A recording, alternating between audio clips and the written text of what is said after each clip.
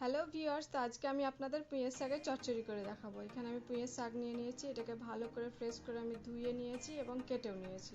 দেখতেই পাচ্ছেন পুঁইয়ের শাকগুলো এরকমভাবে কেটেছি এবং এই ডাঁটিগুলোকেও আমি কেটে নিয়েছি। আর এখানে আমি নিয়েছি লাল কুমড়ো, আছে আলু আর কাঁচা লঙ্কা আর বেগুন। একদম সব অল্প অল্প পরিমাণ নিয়েছি, একটা আলু একটা বেগুন আর অল্প পরিমাণে লাল কুমড়ো। এখানে আছে জিরে গুঁড়ো হাফ চা চামচ, 5 ফোড়ন অল্প পরিমাণ, স্বাদ অনুযায়ী লবণ এবং হাফ চা চামচ হলুদ গুঁড়ো। এবার আমি কড়াই বসিয়ে দিয়েছি গ্যাসের উপরে। এবার আমি সামান্য পরিমাণ তেল দিয়ে দিব। তেলটা গরম হয়ে এলে আমি 5 ফোড়ন দিয়ে দিব। তেলটা গরম হয়ে এসেছে,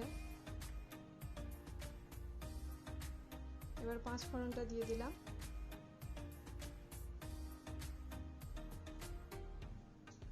এবার এর মধ্যে আমি দিয়ে দিচ্ছি সমস্ত সবজি কাটা, শাক বাদ দিয়ে, আলু, মিষ্টি কুমড়ো এবং বেগুন।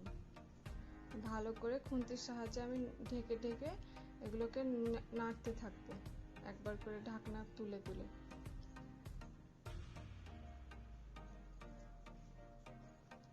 হিটটা মিডিয়াম থাকবে, লো না এবং হাই হিটও না।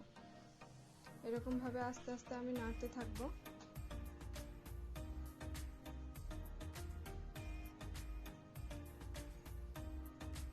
এবার এর মধ্যে আমি অল্প পরিমাণ নুন দিয়ে দিচ্ছি।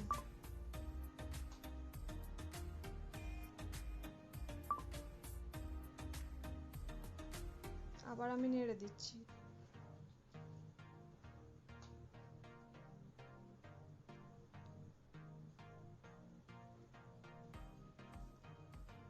তো আমার সবজিগুলো ভাজা প্রায় হয়ে এসছে, কিছুক্ষণ, প্রায় 5 মিনিট হয়ে এসছে আমার সবজি ভাজা। এবার এর মধ্যে আমি শাকগুলো দিয়ে দেব।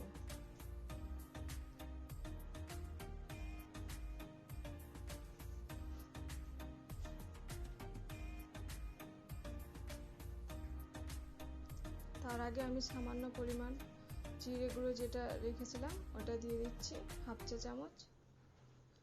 দিয়ে দিচ্ছি হলুদ গুঁড়ো,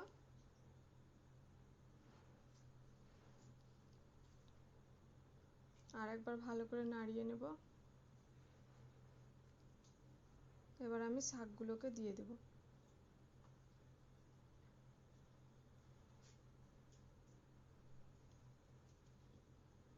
কাঁচা লঙ্কাটা দিয়ে দিলাম।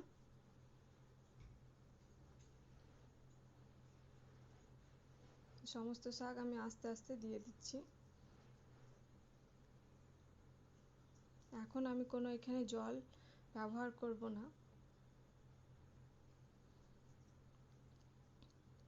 শাকটাকে আমি ঢাকা দিয়ে দিয়ে একটু অল্প পরিমাণ ভেজে নিব।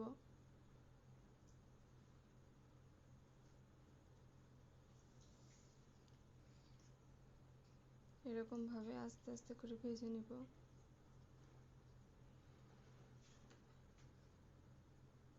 দেখতে পাচ্ছেন খুব সুন্দর ভাজা হয়ে গেছে।